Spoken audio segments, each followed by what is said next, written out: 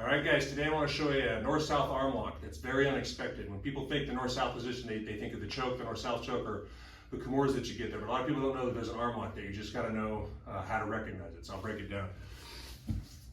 All right, so once I get north-south on someone, the first thing I like to do is I keep my elbows in their armpits, get their arms above their heads. They're very uncomfortable here. I'm going to put my head, or my hips on his head, sorry.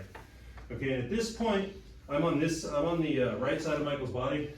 So whatever side of the body I'm on, I'm going to underhook that and come here. In a gi, this is super powerful because you can't get out. But what I'm going to do is I'm going to circle towards here, kind of push him away, windshield wiper this up, swing this around, and fall back. Okay, that swing is huge because if you step too wide, they'll get out. Okay, so again here, I like to make life really uncomfortable.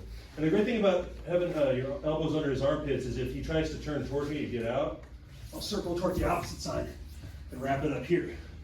It works either way like that, but this is key. If I step up here, it gives him space. So I swing, fall, pinching my knees, and notice that it's under my armpit, which makes the range of motion significantly shorter. Let's turn a little bit.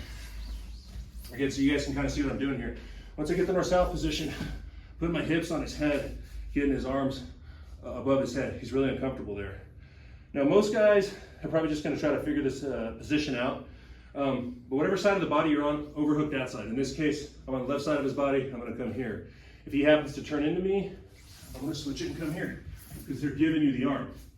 All right, that's why I want you guys to be under both. Okay, so again, I'm here, clamp it, I'm going to come here. Even if he tries to fight me with that arm, I'm just going to push this away, windshield wiper here, swing and fall. All right, and it being here makes it super tight.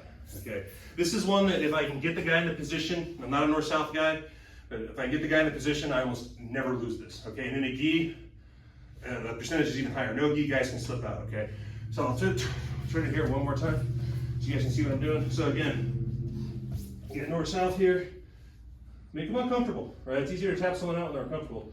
Put your hips on his face, make him uncomfortable. Get his arms above his head. Whatever side of the body you're on, trap that arm. Okay, if they turn, trap the far arm. But if I'm over here, I don't want to trap this and spin that way because it's too much work. So here, circle, right? Get him looking away. And in a gi, you're threatening a choke there. All right? Windshield wiper here, swing. Knees together as close as possible. Pinch your knees and fall back. On a normal arm bar, I would be all the way here before he taps. The range of motion on this one, he's tapping right here. Okay?